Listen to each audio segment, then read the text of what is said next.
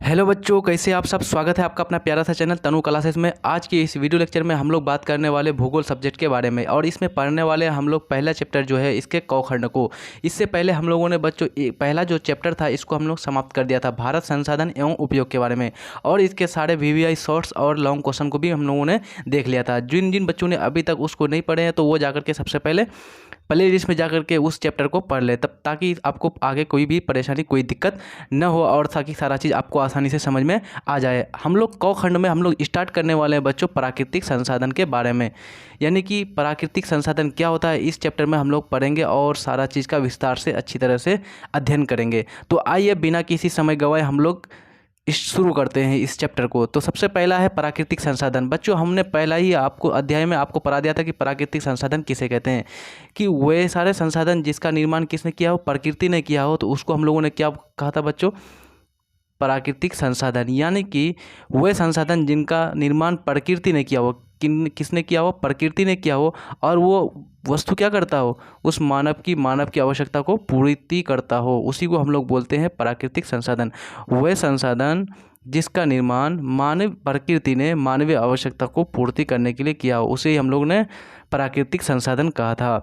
जैसे कि एग्जाम्पल के रूप में पहाड़, नदी, मिट्टी, वायु आदि, ये सारे क्या हो जाएंगे बच्चों, प्राकृतिक संसाधन के उदाहरण हो जाएंगे। पहाड़, किस तरह से पहाड़ जो है मनुष्य का जो है आवश्यकताओं को पूर्ति करता है। देखिए अगर कोई पहाड़ होगा तो यहाँ पर क्या होगा बच्चों, उसमें पहाड़ में बर्फ़ जमी हुई रहेगी, है ना, बर्फ़ जमी हुई रहेगी। तो यहाँ पर अगर जब बारिश का मौसम नहीं रहेगा तो बहुत ज़्यादा गर्मी पड़ेगी, तो गर्मी में क्या होने वाला, उस पहाड़ के बर्फ़ ये सब पिघल करके उससे पानी बह करके आएंगे, और उससे क्या होगा, छोटे छोटे नदियों का निर्माण होगा, और नदियों के निर्माण से क्या होगा, खेतों में आसानी से सिंचाई हो पाएगी और कृषि का उत्पादन किया जाएगा। तो ये हो जाएगा आपका पहाड़, क्या हो जाएगा, एक तरफ से मानव के लिए क्या हो जाएगा, उसकी आवश्यकता को पूर्ति करने वाला घटक हो जाएगा। उसी तरह से यहाँ पर नदी क्या करता है बच्चों, मानव की आवश्यकता को पूर्ति करता है कि नहीं। नदी का जो पानी है उसी से सिंचाई का कार्य किया जाता है। नदी के पानी के द्वारा ही बहुत सारे बड़े बड़े कारखानों और फैक्ट्रियों में उसका इस्तेमाल किया जाता है पानी का, है ना। तो ये हो जाएंगे। उसके बाद नदी के पानी के द्वारा ही हम लोगों ने बहुत ही बड़ा एक नया इजाद हुआ है बच्चों की, पानी से ही बिजली का उत्पादन। तो यहाँ पर पानी जो है, नदी का पानी, ये क्या हो जाएगा, एक बहुत ही ज़्यादा आवश्यकता वाली चीज़ हो जाएगी मानव के लिए। तो ये बहुत ही बड़ा प्राकृतिक संसाधन हो जाएंगे। उसके बाद हम लोगों ने जाना, इसमें एक उदाहरण है कि मिट्टी। तो मिट्टी भी क्या होगा बच्चों, प्राकृतिक संसाधन जो है ये मानव के लिए क्या है, बहुत ही इम्पोर्टेंट है, बहुत ही आवश्यकता वाली चीज़ है। क्योंकि बिना मिट्टी के तो कोई चीज़ उग नहीं सकती है बच्चों। हर चीज़ जो भी चीज़ उगता है वो सारी चीज़ किस में पैदा होता है बच्चों, मिट्टी में ही। जितने भी फसल्स उगते हैं वो किस में उगते हैं बच्चों, मिट्टी में उगते हैं। और जितने भी प्रकार के खनिज जो प्राप्त किया जाता है वो मिट्टी यानी भूपर्टी के नीचे से ही प्राप्त किया जाता है। लोहा हो, एल्यूमिनियम हो, धातु, सोना, चांदी, ये सारे चीज़ मिट्टी के नीचे से ही प्राप्त करके खनन करके किया जाता है। तो ये क्या हो जाएगा, बहुत ही इंपॉर्टेंट प्राकृतिक संसाधन हो जाएंगे। उसके बाद यहाँ पर एग्जाम्पल के रूप में वायु भी दिया गया है। तो वायु क्या है बच्चों, प्रकृति ने ही इसका निर्माण किया है। और क्यों किया है, ताकि मानव की आवश्यकताओं की पूर्ति हो जाए। तो वायु तो सबसे बड़ा जो है मानव की आवश्यकता है बच्चों की, कि विदाउट वायु के, बिना ऑक्सीजन के, बिना हवा के आदमी तो एक पल भी जिंदा नहीं रह सकता है। तो यहाँ पर वायु क्या हो जाएगा, मानव की सबसे बड़ी आवश्यकता हो जाएगी। तो एक प्रकार से, और बाकी वायु से हम लोग क्या कर सकते हैं, वायु जो है पवन ऊर्जा का निर्माण हो सकता है, यानी इससे भी बिजली की उत्पत्ति कर सकते हैं। तो ये प्राकृतिक संसाधन के रूप में बहुत ही इम्पोर्टेंट सारे उदाहरण हो जाएंगे, ठीक है। उसके बाद हम लोग आगे बढ़ते हैं बच्चों। यहाँ पर है कि भारत भूमि संसाधन में क्या है बच्चों, संपन्न है। यहाँ पर है कि भारत जो है भूमि संसाधन समझते हो, भूमि संसाधन यानी कि भारत में जमीन यानी कि स्थल क्षेत्र का विस्तार। तो यहाँ भारत इसमें क्या है बच्चों, संपन्न है। यानी कि भारत में जो भूमि है बहुत ही संपन्न है, यानी कि भारत की भूमि मानव के लिए बहुत ही आवश्यकता वाली संसाधन है। क्योंकि भारत में ज़्यादातर क्या होती है बच्चों, कृषि होती है, यानी खेती होती है अधिकतर भाग में। और जब खेती होगी तो यहाँ पर क्या होगा, अच्छा किस्म का भूमि होना जरूरी है। क्योंकि खेती के लिए उपजाऊ मिट्टी का होना क्या है बच्चों, जरूरी है। इसलिए भारत की भूमि क्या है बच्चों, संपन्न है। उसके बाद यहाँ है कि यहाँ कुल उपलब्ध भूमि के लगभग कितना प्रतिशत, 43% भाग क्या है बच्चों, मैदान है। मतलब कह रहा है कि 43% भाग जो है भारत के भूमि का वो क्या है, मैदान है, यानी कि समतल है, यानी कि प्लेन है। इस तरह से कुछ प्लेन एकदम भाग है ना बच्चों। यहाँ पर जैसे अगर भारत के क्षेत्र में देख लेंगे, अगर मैप में अगर देखने का कोशिश करेंगे बच्चों, ये आपका दक्षिण भारत हो गया और ये आपका उत्तर भारत, इस तरह से जाएगा। तो यहाँ पर जो है ये पूरा क्षेत्र बच्चों आपका मैदानी वाला क्षेत्र आ जाता है। दिल्ली हो गया, उत्तर प्रदेश हो गया, उसके बाद आपका बिहार हो गया, पश्चिम बंगाल हो गया, ये सारे क्षेत्र, झारखंड, ये सारे चीज़ किस में आ जाएंगे क्षेत्र बच्चों, आपका समतल यानी कि मैदान वाले क्षेत्र में, यानी फील्ड वाले क्षेत्र में आ जाएंगे। उसके बाद हम लोग पढ़ते हैं आगे, यहाँ पर है ये कृषि एवं उद्योग के विकास के लिए भी क्या है, काफ़ी उपयोगी है। जो भारत की जो भूमि है और वो जो 43% वाली जो मैदान वाली भूमि है, ये सबसे ज़्यादा किसके लिए उपयोगी है बच्चों, कृषि के लिए। क्योंकि सपाट क्षेत्र में क्या होती है, कृषि ज़्यादा होती है। कृषि ज़्यादा कैसी होती है बच्चों, जब सपाट रहेगा तो सिंचाई करने में भी आसानी होगी, जुताई यानी कि ट्रैक्टर हल चलाने में भी आसानी होगी, और जब हल चलाने में आसानी होगी तो हर प्रकार से उसको सुविधा होगा, और जब सुविधा होगा तो उत्पादन भी क्या होगा बच्चों, उतना ही ज़्यादा होगा। जब ज़्यादा उत्पादन होगा तो क्या होगा, आदमी की आर्थिक स्थिति में क्या हो जाएगी, सुधार हो जाएगी। तो ये क्या है बच्चों, जो मैदानी भाग है कृषि के लिए क्या है, ज़्यादा उपयोगी है। उसी तरह से जो मैदानी भाग है वो उद्योग के लिए भी ज़्यादा उपयोगी है। और किस तरह से उद्योग के लिए उपयोगी बच्चों, कि उद्योग जो कारखाने, जो फैक्ट्रियाँ लगाई जाती है बच्चों, तो यहाँ पर फैक्ट्रियाँ जो लगाई जाती है, क्या है, बड़े बड़े क्या होता है, मकान बनाए जाते हैं, है ना। फैक्ट्री के लिए बड़े बड़े मशीनें लगाई जाती है। जब मशीनरी लगाई जाती है तो बच्चों क्या होना चाहिए, एक सपाट मैदान में लगाया जाएगा तब ना।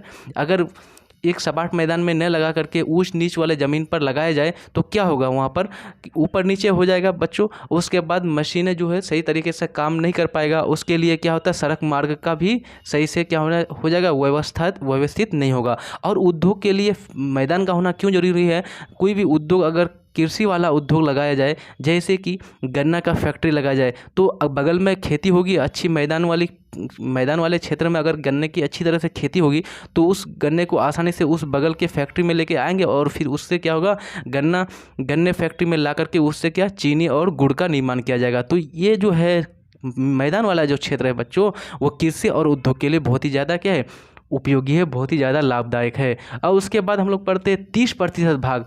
देखिए 43% भाग क्या था, मैदान था। 30% जो भाग है वो क्या है, पर्वतीय है। भारत का जो 30% भाग है वो पर्वतीय है। तो 30% भाग किस में आया था बच्चों, तो हम लोग अगर देखेंगे तो ये भारत का अगर ये वाला पार्ट देखेंगे तो ये जम्मू कश्मीर का क्षेत्र आता है, उसके बाद उत्तराखंड का क्षेत्र आता है, हरियाणा का क्षेत्र, उसके बाद हिमाचल प्रदेश, उसके बाद इधर आपका असम, उत्तरी भारत में असम आ जाता है, उसके बाद सिक्किम आ जाते हैं, नीचे कर्नाटक का क्षेत्र, महाराष्ट्र, ये सब में क्षेत्र में क्या होता है बच्चों, पहाड़ आते हैं। असम की, ये जम्मू कश्मीर की तरफ आपका क्या आता है, हिमालय पर्वतमाला आ जाती है, हिमाचल प्रदेश में भी हिमालय आ जाता है, उत्तराखंड में भी हिमालय आता है ना। बाकी अगर राजस्थान क्षेत्र, दिल्ली क्षेत्र से नीचे थोड़ा सा जाएंगे, मध्य प्रदेश और महाराष्ट्र, कर्नाटका साइड, तो यहाँ पर आपको अरावली की पहाड़ियाँ मिलेंगे। क्या मिलेंगे बच्चों, अरावली की पहाड़ियाँ मिलेंगे। उसके बाद सतपुरा की पहाड़ियाँ मिलेंगी आपको देखने के लिए, सतपुरा की पहाड़ी। उसके बाद फिर रत्नागिरी की पहाड़ियाँ देखने के लिए मिलेंगे आपको। तो ये सारे पहाड़ियाँ क्या है, भारत में फैले हुए हैं। कितना प्रतिशत भाग तक फैला हुआ है बच्चों, ये 30% भाग पर भारत के फैले हुए हैं। उसके बाद 27% जो भाग बचता है वो क्या है, पठार है। सबसे पहला जो है 43% आपको याद रखना है। ऑब्जेक्टिव में आता है बच्चों ये कि भारत के कितने प्रतिशत भाग पर मैदानी क्षेत्र है, तो फील्ड वाला जो क्षेत्र है, प्लेन जो है, वो कितना है बच्चों, 43%। उसी तरह से जो 30% भाग है, 30% वो आपका पर्वतीय भाग है। और उसके बाद जो शेष 27% बचता है तो वो पठारी क्षेत्र है। पठारी क्षेत्र किसको बोलते हैं, कि पठारी क्षेत्र एक मेज के आकार का होता है बच्चों, इस तरह से कुछ होता है ये मेज के आकार का, मतलब नीचे से ऊपर गया इसका, उसके बाद एक समान रह जाएगा ये इस तरह से, और ये फिर डाउन हो जाएगा, ये मेज के आकार का होगा। और यहाँ पर क्या होता है, गाँव शहर बसे हुए रहते हैं ऊपर में, यानी इसकी हाइट जो होती है मैदान से क्या होती है, ज़्यादा होती है, लेकिन पहाड़ से क्या होती है, कम होती है। क्योंकि सबसे ज़्यादा ऊँचा क्या होता है बच्चों? पहाड़ होता है। क्या होता है? पहाड़ होता है। पहाड़ की ऊंचाई से थोड़ी सी कम होती है। किसकी ऊंचाई? पठार की। और पठार से भी सबसे कम होता है मैदान की ऊंचाई। पठार के रूप में आप लोग जानते होंगे प्रायद्वीपीय पठार, जो आपका कर्नाटक, केरल और मुंबई, मध्य प्रदेश, ये सब क्षेत्र में फैला हुआ है आपका प्रायद्वीपीय पठार, है ना, ये इसको जानते हैं आप। उसके बाद पठार के बाद आप जानते होंगे छोटा नागपुर का पठार, आप सुने होंगे छोटा नागपुर का पठार, है ना। ये सारे चीज़ आप जानते होंगे पठार के रूप में। तो कितना प्रतिशत पठार है? 27% पठार है। अब हम लोग बात कर लेते हैं मृदा निर्माण के बारे में। देखिए बच्चों, यहाँ पर थोड़ी सी एडिटिंग में थोड़ा सा लिखने में मिसिंग हुआ है। ये मुद्रा नहीं होगा, यहाँ पर हो जाएगा मृदा, है ना, मृदा। मृदा निर्माण यानी कि मिट्टी निर्माण। मिट्टी निर्माण में कैसे सहायक, ये इसके बारे में पढ़ेंगे कि किस तरह से मृदा का निर्माण होता है। मृदा निर्माण अब हम लोग देखते हैं। मृदा निर्माण जो है ये पाड़ी तंत्र का क्या है? एक महत्वपूर्ण घटक है। घटक के बारे में आपको मैंने समझा दिया था। घटक क्या होता है ना, कोई चीज़ जो बनता है उसमें अलग अलग चीज़ भाग लेता है तो उसको हम लोग घटक बोले थे। जैसे एक सब्जी बनाते हैं हम लोग, उसमें जितना सारा चीज़ मिल करके बनाते हैं, सब्जी डालते हैं, पानी डालते हैं, हल्दी डालते हैं, नून नमक डालते हैं, मिर्च डालते हैं, पाउडर, जितना भी सब्जी मसाला डालते हैं, तो उसमें जो प्रत्येक चीज़ है उसका घटक कहलाता है। उसी तरह से एक पाड़ीतंत्र आप समझते हैं ना बच्चों, ये आपका पृथ्वी है, इस पर क्या हो गया, आप एक तरफ हो गया वाटर यानी जल भी है ना, एक तरफ वायु है, एक तरफ क्या है आपका स्थल है, स्थल भाग है, और इसमें आपका मनुष्य भी रहता है, इसी में आपका जीव जंतु जितने भी सारे चीज़ रहते हैं, इन सारे के मिलावट को ही हम लोग क्या बोलते हैं? पाड़ी तंत्र बोलते हैं। इसके सहायता से, इन सारे चीज़ों की सहायता से एक निर्माण होता है और उसको हम लोग बोलते हैं पाड़ी तंत्र, है ना। तो ये क्या है? एक पाड़ी तंत्र का महत्वपूर्ण घटक है। कौन?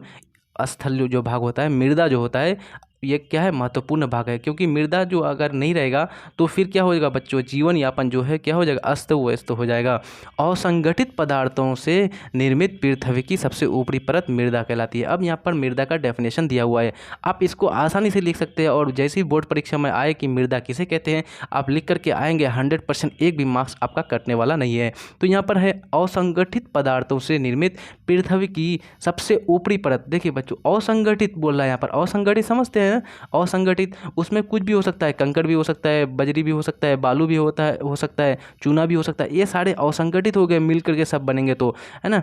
असंगठित पदार्थों से निर्मित पृथ्वी की सबसे ऊपरी परत क्या कहलाती है? यहाँ पर मृदा कहलाती है। ये नवीकरणीय प्राकृतिक संसाधन है। अब यहाँ पर नवीकरणीय मैं विस्तार से पढ़ाने वाला नहीं हूँ, क्योंकि मैंने नवीकरणीय को पहले चैप्टर में अच्छी तरह से समझा दिया था। नवीकरणीय संसाधन और नवीकरणीय संसाधन, जिन्होंने पहले चैप्टर को, पहला अध्याय को नहीं पढ़ा है, वो जाकर के सबसे पहले पहला अध्याय को पढ़ लें, ताकि आपको कोई दिक्कत न हो। इससे आगे भी बहुत बार वही सब चीज़ आने वाला है, इसलिए आपको समझने में कोई परेशानी नहीं होगी जब पहले चैप्टर को अच्छी तरह से पढ़ लेंगे। तो यहाँ पर नवीकरण का मीनिंग होता है कि दोबारा उसका पुनर्चक्रण हो सकता है, दोबारा निर्माण हो सकता है, इसको बोलते हैं नवीकरणीय।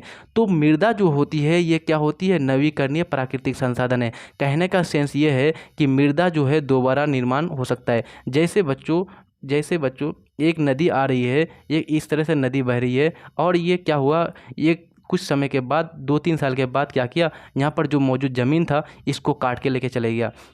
लेकिन फिर क्या होगा, कुछ समय के बाद 4-5 साल के बाद फिर ये नदी जो है वापस थोड़ा सा नीचे आ गई। जब नीचे आ गई तो ये वाला भाग जो था, ये वाला, फिर यहाँ पर मृदा का निर्माण वापस से हो गया। तो कहने का सेंस ये है कि मृदा जो है वो कैसा संसाधन है? नवीकरणीय संसाधन है, यानी कि इसका दोबारा निर्माण हो सकता है, यानी कि इसका पुनर्चक्रण हो सकता है आसानी से। यही कहने का सेंस है इसका। आगे बढ़ते हैं। ये पौधे के विकास का क्या है? माध्यम के साथ साथ पृथ्वी पर विविध जीव समुदायों का पोषण भी कराती है। कौन कराती है? मृदा। जो मिट्टी जो है वो क्या करती है? पौधे का विकास करती है। पौधा जो है, जो भी पौधा विकास करता है बच्चों, बिना मिट्टी के कर सकता है क्या? नहीं कर सकता है, क्योंकि कोई भी जो पौधा होता है वो ज़मीन के नीचे से क्या प्राप्त करता है बच्चों? खनिज लवण को प्राप्त करता है। मान लीजिए ये पेड़ है आपका, ये आपका मान लीजिए पेड़ है, ये आपका पेड़ जो है क्या करता है बच्चों? नीचे से क्या करता है? नीचे से आपका खनिज लवण को प्राप्त करता है और जल को भी प्राप्त करता है ज़मीन से ही। तो जब तक मृदा नहीं रहेगी, जब तक क्या रहेगी, मिट्टी नहीं रहेगी, तो वो पौधे का विकास क्या संभव है बच्चों? संभव नहीं है। तो इसलिए जो मृदा जो है वो पौधे के विकास में क्या है? बहुत ही महत्वपूर्ण भूमिका निभाती है। उसके साथ साथ जो है मृदा जो है वो जीव समुदाय को क्या करता है? बहुत सारे जीव समुदाय को भोजन भी कराता है, यानी पोषण भी कराता है। कैसे? तो मिट्टी में इसकी सतह के ऊपर ही ना बच्चों क्या रहते हैं? कीट पतंगे, जितने भी प्रकार के जीव जंतु छोटे मोटे रहते हैं। तो बड़े जानवर है ना, अपने से छोटे वाले को पकड़ के उसका पोषण करते हैं ना बच्चों। जैसे चिड़िया ये सब चीज़ रहता है तो वो क्या करते हैं, कीट पतंगों को खाते हैं। तो वो कहाँ से पोषण प्राप्त करते हैं, कहाँ से भोजन प्राप्त करते हैं, पृथ्वी की सतह से, यानी कि मृदा वाली परत से प्राप्त करते हैं। यहाँ तक आपको आई थिंक कहीं पर भी कोई दिक्कत नहीं हुआ होगा। आइए आप आगे बढ़ते हैं। आगे है आपका मृदा निर्माण क्या है, एक प्रक्रिया जो है, कैसी प्रक्रिया है, जटिल प्रक्रिया है। ये तो नवीकरणीय संसाधन के बारे में पढ़ लिया, लेकिन प्रक्रिया कैसी है, जटिल है, यानी कि इसके निर्माण में भी कुछ समय लगता है, अच्छा खासा समय लगता है। बाकी देखिए यहाँ पर दिया हुआ कुछ सेंटीमीटर में, यानी कुछ ही सेंटीमीटर, मान ले 0.1 सेंटीमीटर, 0.2 सेंटीमीटर, 0.5 सेंटीमीटर अगर गहरी मृदा का निर्माण करना है ना, तो एक अच्छा खासा लाखों वर्ष लग जाता है। ठीक है, कुछ सेंटीमीटर गहरी मृदा के निर्माण में लाखों वर्ष लग जाते हैं। और चट्टानों के टूटने फूटने से भी क्या होती है, मृदा का निर्माण होती है। चट्टान, मान लिया बच्चों यहाँ पर ये बहुत ही बड़ा सा चट्टान है ना, और यहाँ पर क्या है, इस तरह से कुछ, ये इस तरह से गड्ढा है। अब ये क्या हो गया, ये चट्टान थोड़ा सा इधर आया हट, और उसके बाद ये चट्टान क्या हो गया, टूट गया, छोटे छोटे कंकड़ पत्थर के रूप में टूट गया। तो टूटेगा तो ये चट्टान क्या हो जाएगा बच्चों, ये भर जाएगा। लेकिन इसके टूटने फूटने में क्या होता है, एक लंबी समय लगती है। तो ये हो जाएगा, अब भर जाएगा, और जब ये भर जाएगा तो यहाँ पर क्या हो जाएगा, इसको हम लोग बोलेंगे कि ये यहाँ पर जो ये गड्ढा था मृदा से भर गया, यानी कि यहाँ पर मृदा का निर्माण हो गया, यानी यहाँ मृदा का निर्माण हो गया। भौतिक, रासायनिक और जैविक परिवर्तनों से क्या होती है बच्चों, मृदा का निर्माण होती है। मृदा का जो निर्माण होता है वो किसके किसके द्वारा होता है, भौतिक के द्वारा भी, भौतिक परिवर्तन होती है, रासायनिक भी परिवर्तन होता है, और फिर जैविक परिवर्तन। भौतिक रासायनिक तो आप समझ ही लेते हैं बच्चों, क्या भौतिक और रासायनिक तो आप केमिस्ट्री में अच्छी तरह से जान लिए होंगे कि भौतिक में क्या होता है बच्चों, कुछ समय के लिए बनता है फिर वापस अपने गुण में आ जाता है, और रासायनिक हमेशा के लिए बन जाता है। और जैविक तो आप लोग जानते ही हैं, जीव जंतु से जो बनेगा। मान लीजिए यहाँ पर एक पेड़ था बच्चों, ये पेड़ क्या हो गया, नीचे गिरा, और इस गड्ढे में गिर करके क्या हो गया, सड़ गल गया, और यहाँ पर क्या कर दिया, मृदा का निर्माण कर दिया। तो ये आपका जैविक घटक भी क्या कर सकता है, मृदा का निर्माण कर सकता है। मान लीजिए एक क्या हो गया बच्चों, एक जानवर रह रहा था यहाँ पर, और ये यहाँ पर बगल में एक गड्ढा था, ये जानवर आया, इसको दिखा नहीं, ये बच्चों ये जानवर आकर के इसमें गिर गया। तो गिर गया जो, ये मर गया, यहाँ पर मरा तो ये क्या हो जाएगा, सड़ जाएगा, और सड़ करके यहाँ पर खाद का निर्माण हो जाएगा, कंपोस्ट का निर्माण हो जाएगा, और कुछ समय बाद ये गड्ढा भर जाएगा। ठीक है बच्चों, तो यहाँ पर ये जानवर जो था, ये जीव जो था, क्या कर दिया, यहाँ पर क्या कर दिया, एक गड्ढा का निर्माण कर दिया, यानी मृदा का निर्माण, गड्ढा को क्या कर दिया, भरने का काम कर दिया। तो यानी कि मृदा का निर्माण कर दिया, कौन, ये जैविक। ठीक है, उसके बाद आगे पढ़ते हैं, तापमान परिवर्तन, प्रवाहित जल की क्रिया, पवन, हिमनद और अपघटन की अन्य क्रियाएं भी क्या है, ऐसे तत्व हैं जो क्या करती है, मृदा के निर्माण में सहयोग करती है। ये लाइन आपको अच्छी तरह से समझ में आया कि नहीं। तापमान परिवर्तन, तापमान में परिवर्तन भी क्या करता है बच्चों, तापमान में परिवर्तन भी क्या करता है, मृदा के निर्माण में सहायक होता है। किस तरह से, मान लिया बच्चों तापमान अगर खूब घटेगा, है ना, तापमान घटेगा तो यहाँ पर क्या होने वाली, तापमान घटे, मतलब मान लीजिए तापमान खूब ज़्यादा घट गया तो यहाँ पर क्या हो जाएगा, ठंडी का मौसम आ जाएगा, और तापमान खूब ज़्यादा बढ़ेगा तो क्या, गर्मी। अब गर्मी में तापमान ज़्यादा बढ़ गया तो यहाँ पर क्या होगा, वाष्पन भी बहुत ज़्यादा होगा, है ना। तापमान जितना ज़्यादा बढ़ेगा तो समुद्र से क्या होगा बच्चों, जल ज़्यादा भाप बन के उड़ेगा कि नहीं होगा। जितना ज़्यादा पानी गर्म होता है, भाप क्या होता है, उतना ज़्यादा मात्रा में बनता है। तो उतना मात्रा में जितना टेम्परेचर ज़्यादा होगा, भाप भी उतना ज़्यादा में बनेगा, और जितना ज़्यादा भाप बनेगा वो क्या हो जाएगा, उड़ करके कहाँ जाएगा, आसमान की तरफ जाएगा, और आसमान की तरफ जाकर के क्या करेगा, बादल का निर्माण कर लेगा। किसका निर्माण करेगा बच्चों, बादल का निर्माण करेगा। और जैसे ही बादल का निर्माण करेगा, ये क्या करेगा, बादल वर्षा कराएगी, और ये वर्षा कराएगी तो यहाँ पर क्या हो जाएगा बच्चों, ये वर्षा के द्वारा क्या होता है, एक जगह की मिट्टी को खदेड़ करके दूसरी जगह ले करके भर देगा, दूसरी जगह के गड्ढे को भर देगा। यानी कहने का सेंस है कि तापमान में जो परिवर्तन होता है, तापमान में बदलाव के कारण भी क्या होती है, मिट्टी के निर्माण में, मृदा के निर्माण में सहयोग होती है। उसके बाद जो है प्रवाहित जल, यानी कि प्रवाहित जल भी क्या करता है बच्चों, मृदा के निर्माण में सहयोग होती है। मान लीजिए कि ये आपका नदी का पानी है, प्रवाहित जल है, मतलब ये खूब तेज धारा में चल रही है, तो ये क्या करेगा, नदी के मिट्टी को, बगल के किनारे के मिट्टी को क्या करेगा, काटेगा, और काट करके जहाँ पर गड्ढा ज़्यादा रहेगा वहाँ जा करके भर देगा, है ना। तो यहाँ पर मिट्टी प्रवाहित जल के द्वारा भी क्या होता है बच्चों, प्रवाहित जल के द्वारा भी यहाँ पर मिट्टी का निर्माण होता है, यानी कि मृदा का निर्माण होता है। हवा के द्वारा भी होती है, खूब तेज में हवा चल रही है, खूब तेज गति से जब हवा चलेगी तो ये क्या करेगा बच्चों, देखो पवन किस तरह से मिट्टी का निर्माण में सहायक होता है। अच्छी तरह से सारा कॉन्सेप्ट को समझिए बच्चों। ये मान लीजिए इस तरह से पवन चल रही है, अब ये पवन चल रही है तो यहाँ पर इसके सामने आ गया एक पहाड़, ठीक है, और उसके बाद फिर ये नीचे आ गया आपका गड्ढा। तो ये पवन खूब तेज़ी से चलने का प्रयास करेगा, ये आकर के टकराए तो ये वापस आ गया इधर, ये वापस इधर आ गया। लेकिन ये वाला जो इधर जो ऊपर में पवन चल रही थी, इसको छोटा छोटा पार्ट मिला था यहाँ पर, तो ये क्या करेगा बच्चों, इसको काटने का प्रयास करेगा और इसको काट करके क्या करेगा, इस गड्ढे को भरने का प्रयास करेगा। तो ये पवन भी जो है क्या करता है बच्चों, पवन भी जो है मिट्टी के निर्माण में सहायक होता है ना। पवन के द्वारा भी मृदा का निर्माण होता है, मृदा का निर्माण होता है। हिमनद यानी कि बर्फ वाली नदियाँ, वो भी क्या करते हैं, मृदा के निर्माण में सहायक होता है। अपघटन की क्रिया, अपघटन की क्रिया समझते हैं ना बच्चों, आपको मैंने केमिस्ट्री में पढ़ा दिया है, पहला चैप्टर में भी उसमें भी आ गया था। तो अपघटन की क्रिया होती है मतलब टूटना फूटना, अपघटन की क्रिया होती है मतलब टूटना फूटना, चट्टानों का टूटना। ये चट्टान था है ना, ये चट्टान आपका 4 भागों में बढ़ गया, इस तरह से ये टूट करके इतना भागों में बांट गया। तो ये क्या हो गया, ये चारों चट्टान किसी गड्ढा में जाकर गिर जाएगा तो वो गड्ढा क्या हो जाएगा, बढ़ जाएगा यानी भर जाएगा, तो वहाँ पर मृदा का निर्माण हो जाएगा और ये बाद में फिर छोटे छोटे टुकड़े में कट जाएगा तो और मृदा का निर्माण हो जाएगा। यहाँ तक आपको अच्छी तरह से पॉइंट आपको समझ में आ गया होगा, कोई दिक्कत है यहाँ पर नहीं ना। चलिए अब आगे बढ़ते हैं, मृदा निर्माण के कारक के बारे में जान लेते हैं, यानी कि कौन कौन से फैक्टर्स हैं, यानी कि कौन कौन से जो कारक हैं वो क्या करते हैं, मृदा निर्माण में क्या करते हैं, प्रभावित करते हैं, मृदा निर्माण को प्रभावित करते हैं। सबसे पहला फैक्टर है उच्चावच या फिर धराकृति या उच्चावच किसको बोलते हैं बच्चों, देखिए ये हो गया प्लेन है ना, ये हो गया प्लेन यानी कि समतल मैदान, और ये हो गया ये पठार मेज टाइप का हो गया, और ये तीसरा हो गया इस तरह से कुछ इस तरह से, ये हो गया आपका पहाड़। तो ये क्या हो गया, भूमि की जो धराकृति है, भूमि की जो आकृति है वो कैसी है, अलग अलग हो गई, अलग अलग हुई कि नहीं। तो ये जो आकृतियाँ हैं ये मृदा के निर्माण में सहायक होती है, यानी उसको प्रभावित करती है, मृदा के निर्माण में क्या करती है बच्चों, प्रभावित करती है। कौन, उच्चावच समझते हो, ये ऊंच नीच को ही सम्मिलित रूप से बोलेंगे, उच्चावच बोलेंगे। जैसे यहाँ मैदान आ गया, यहाँ पर आपका पठार आ गया और यहाँ पर आपका पहाड़ आ गया, तो इसके सम्मिलित रूप को ही हम लोग बोलेंगे उच्चावच या धराकृति यानी कि जमीन की आकृति। आया समझ में, यहाँ तक कोई दिक्कत है आपको। तो उच्चावच क्या करती है बच्चों, मृदा निर्माण को क्या करती है, प्रभावित करती है। किस तरह से प्रभावित करती है, मान लीजिए एक पठार, अभी तो आपको एग्जांपल दे दिए, ये आपका पहाड़ है और हवा चल रही है, तो ये पहाड़ क्या होगा, थोड़ा सा टूटेगा, ऊपर से टूट करके क्या होगा, छोटे छोटे कण में बिखरेगा और बिखर करके जहाँ गड्ढा रहेगा उसको क्या करेगा, भर देगा, है ना, इस तरह से।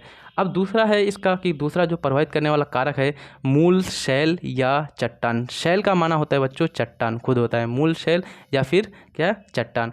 तो चट्टान भी क्या करती है, प्रभावित करती है। एक बहुत ही बड़ा सा चट्टान है ना, और किसी तरह से यहाँ पर क्या हो गया, भूकंप हुआ या फिर कोई अन्य घटनाएं हुई, अन्य टूटने फूटने की घटना हुई, और ये जो चट्टान था क्या हो गया, बहुत ही छोटे छोटे भाग में बढ़ गया, बहुत ही छोटे छोटे टुकड़ों में बढ़ गया। तो इससे क्या हो गया, ये जाकर के किसी गड्ढे वाले क्षेत्र में जाके भर गया, तो वहाँ पर क्या हो गया, मृदा का निर्माण हो जाएगा। तो ये भी क्या है, एक बहुत ही बड़ा सा फैक्टर है, बहुत ही बड़ा कारक है। अब जब चट्टान रहेगा ही नहीं तो ये टूटेगा फूटेगा ही नहीं, जब टूटेगा फूटेगा ही नहीं तो मृदा का निर्माण होगा क्या, नहीं होगा, है ना, मृदा का निर्माण नहीं हो सकता। इसलिए ये जो चट्टान या जो शैल होते हैं ये भी क्या करते हैं, बहुत ही ज़्यादा प्रभावित करते हैं किसको, मृदा के निर्माण को। ये भी बहुत बड़ा एक फैक्टर है, बहुत बड़ा एक कारक है। इसके बाद हम लोग बात कर लेते हैं जलवायु के बारे में, यानी कि क्लाइमेट के बारे में, कि क्लाइमेट ये आपके मृदा निर्माण को प्रभावित करती है कि नहीं। तो मृदा निर्माण को जलवायु भी जो है क्या करती है बच्चों, प्रभावित करती है। जैसे अगर खूब ज़्यादा बारिश होगी तो ऊपर वाले क्षेत्र यानी कि जो छोटे छोटे पहाड़ होंगे उससे क्या होगा बच्चों, बारिश की वजह से उसके छोटे से पहाड़ के जो ऊपर वाला क्षेत्र है उसका क्या करेगा बच्चों, उसको क्या करेगा, थोड़ा थोड़ा सा उसके कण को लेगा और ला करके नदी में छोड़ेगा, और ये नदी क्या करेगा, उसको बहा करके जहाँ पर गड्ढा वाला क्षेत्र रहेगा उसको भराएगा, और भरा करके वहाँ पर क्या हो जाएगा, मृदा का निर्माण करेगा। यानी कि जलवायु भी क्या करती है, प्रभावित करती है किसको, आपको, मृदा के निर्माण। ठीक है। इसके बाद है आपका वनस्पति। तो वनस्पति यानी कि पेड़ पौधे, वनस्पति, इसके बारे में तो पहले ही पढ़ ले कि वनस्पतियाँ क्या होती है, वो भी मृदा के निर्माण में सहयोगी होती है। तो वनस्पतियाँ भी एक बहुत बड़ा कारक है। कैसे कारक है बच्चों, मान लो ये आपका समतल मैदान है और यहाँ पर क्या हो गया, ये आपका गड्ढा है बीच में, लेकिन यहाँ पर क्या हो गया, यहाँ पर बहुत सारे पेड़ हो गए हैं, बहुत सारे पेड़ हैं, इस तरह से बहुत सारे पेड़ हैं। क्या हुआ, छोटे छोटे पेड़ पौधे, अब क्या हुआ, एक टाइम में खूब थोड़ी सी बारिश वारिश कुछ हुई, ये सब टूट करके क्या हो गया, इसमें गिर गया, और जब गिर जाएगा तो यहाँ पर क्या हो जाएगा, ये इसमें सड़ जाएगा, कंपोस्ट बनेगा, और यहाँ पर क्या हो जाएगा, एक अच्छा सा उपजाऊ वाले मृदा का निर्माण हो जाएगा। इसको बोलेंगे ये इस प्रकार वनस्पति जो है क्या होगा, मृदा निर्माण में क्या होगा, एक बहुत बड़ा फैक्टर होगा, कारक होगा। उसी तरह से आपका जैव पदार्थ समझ के कुछ जीव जंतु जितने भी सारे होंगे वो भी क्या करेंगे, वो भी आपके मृदा निर्माण में सहायक होंगे, है ना। जो जैव पदार्थ होते हैं ये भी सहायक होंगे। उसी तरह से खनिज के कण, कि जो भी खनिज होते हैं कोई भी, वो उसके कण भी क्या करते हैं, मृदा निर्माण में एक अच्छी भूमिका निभाती है। मान लीजिए कि एक खनिज है, मान लीजिए ये आपका कार्बन वाला यानी कि कोयला है ना, इसको खुदाई किया गया। या फिर मान लीजिए ये कोयला का खदान है, ऊपर ये पहाड़ है इस तरह से कुछ, और इस पहाड़ पर है, तो यहाँ पर मान लीजिए टूटने फूटने की जो क्रिया होगी बच्चों, यहाँ पर कोयला का जो चट्टान है वो टूटेगा फूटेगा, है ना, टूटेगा फूटेगा, और टूट फूट करके क्या करेगा, वो मृदा का निर्माण करेगा। यानी इस प्रकार क्या बोलेंगे हम लोग, खनिज जो है वो भी क्या करते हैं, मृदा निर्माण के लिए एक बहुत बड़ा कारक है। इसके बाद लास्ट जो आता है इंपॉर्टेंट पॉइंट, वो है समय, कि ये जितनी भी घटनाएं होंगी बच्चों, इसमें तो समय लगेगा, ये लगेगा कि नहीं, तो समय भी सबसे बड़ा कारक है कि ये जितने भी सारे ऊपर के घटनाएं हैं इसमें समय लगने वाला है कि नहीं, समय हमें 100% समय लगेगा। जैसे एक इतना बड़ा चट्टान लिए, अगर इसको तोड़ना है किसी तरह से, तो यह क्या होगा, डायरेक्ट छोटा छोटा में नहीं कटेगा, पहले इतना छोटा छोटा भाग में बटेगा, है ना, इस तरह से कुछ बढ़ेगा, इस तरह से बढ़ेगा, फिर इसके बाद फिर घटना होगी, फिर टूटेगा फूटेगा, तब ये छोटे छोटे कण में टूटेगा फूटेगा, है ना। तो इसके घटने में, इसके इस प्रक्रिया के होने में क्या समय लगेगा कि नहीं। मान ली इसके इसमें होने में 100 साल लगा, फिर इसके इतना छोटा पार्ट बनने में 100 साल लगा, तो 200 साल का समय लगा। तो यहाँ पर समय क्या हो गया, एक बहुत बड़ा फैक्टर हो गया, बहुत बड़ा कारक हो गया, किसके निर्माण में, मृदा के निर्माण में। तो बच्चों आज का जो सारा पॉइंट था आपको अच्छी तरह से समझ में आया कि नहीं, आप कमेंट बॉक्स में ज़रूर बताएं। और बाकी आप जो है हमारे इन वीडियोस को ज़्यादा से ज़्यादा लाइक कीजिए और शेयर कीजिए अपने फ्रेंड्स को, ताकि क्या है आपके लिए हम अच्छा से अच्छा मटेरियल आपको प्रोवाइड करा सकें। और क्या हो कि सारे जो भी दोस्त हैं, जो भी फ्रेंड सर्कल में आपके यार हैं, उससे क्या हो आपके दोस्त यार को भी आपका प्रॉफिट मिल जाए इन वीडियोस का, है ना, वो भी क्या करें, अच्छा से अच्छा मार्क्स गेन कर सके किसमें, अपने बोर्ड परीक्षा में, है ना, और अपने अंदर क्या एक मेरिट जो है उसको ला सकें। तो बच्चों आज के लिए बस इतना ही। जय हिंद, धन्यवाद।